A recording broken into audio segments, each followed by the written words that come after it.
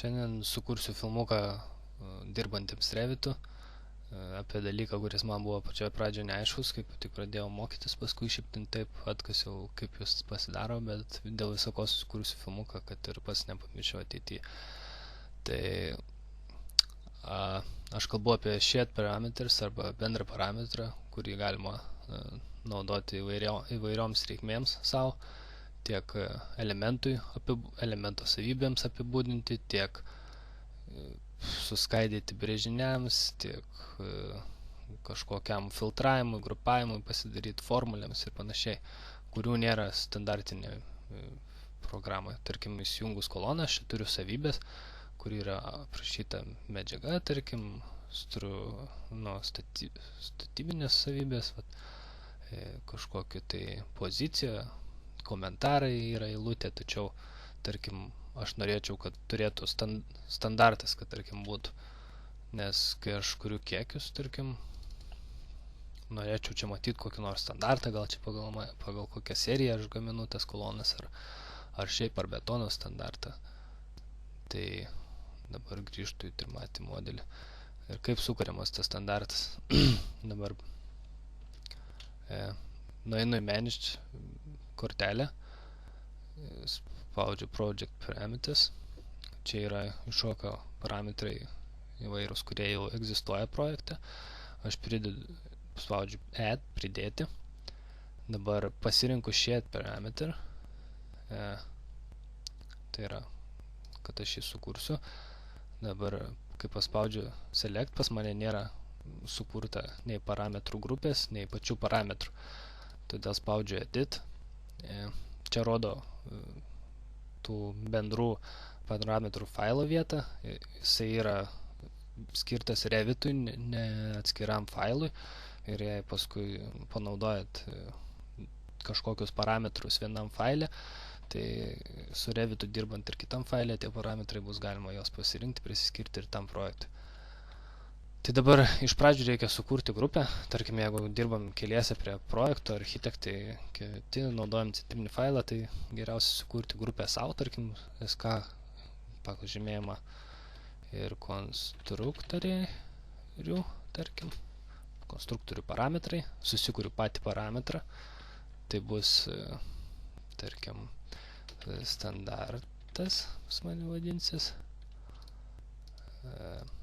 kad tai bus tekstas įvedamas, spaudžiu OK, pasirinku, dabar šitą jau standartą turiu, dabar man jį belieka, dabar kur jį grupuos, kai elemente priskirsiu, tai yra, tarkim, identity data, tai aš pasirinku, kad grupuotų prie identity data elemento duomenų ir pasirinku, kuriems elementams tai bus taikoma. Tarkim, pasirinku, kad tai bus sijiniams elementams, framing ir kolonams, tarkim.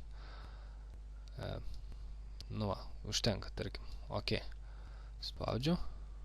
Dabar standartas yra pas mane projekte įtrauktas.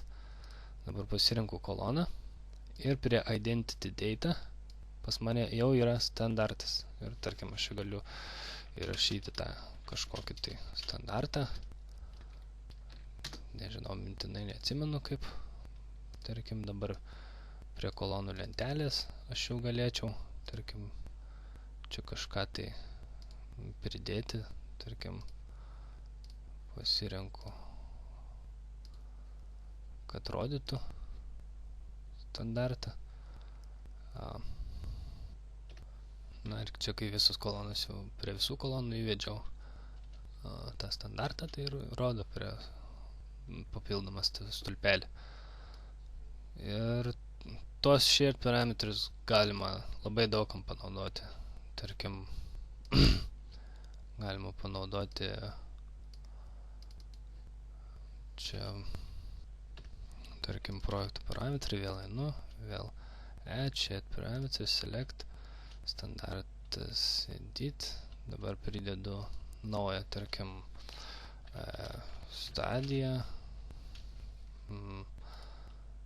irgi common text, irgi, tarkim, stadija, OK, Čia dabar pasirinku stadiją ir kur tai bus, kam vėl taikoma. Tai bus taikoma, tarkim, bus vaizdams.